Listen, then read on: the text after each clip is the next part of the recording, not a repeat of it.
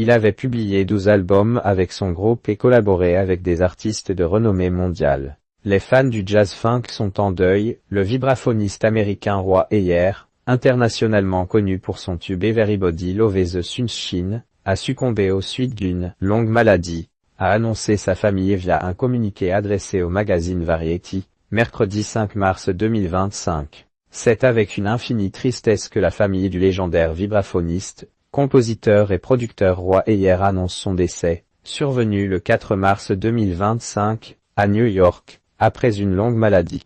Il a vécu 84 merveilleuses années et nous manquera beaucoup. A-t-elle ainsi communiqué? Le son d'une époque née le 10 septembre 1940 à Los Angeles dans une famille de musiciens. Sa mère enseignait le piano et son père jouait du trombone. Il avait découvert le vibraphone à l'âge de 17 ans. Roy Ayers avait commencé sa carrière en jouant dans plusieurs formations de jazz du début des années 1960 avant de créer, en 1970, le Roy Ayers Ubiquity.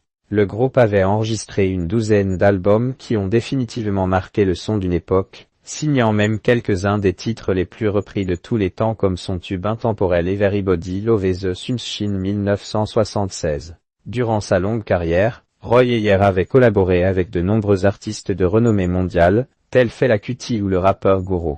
Il s'était produit sur scène jusqu'à ses 80 ans, avant d'informer ses fans, en 2023, que des problèmes de santé devraient durablement l'en éloigner.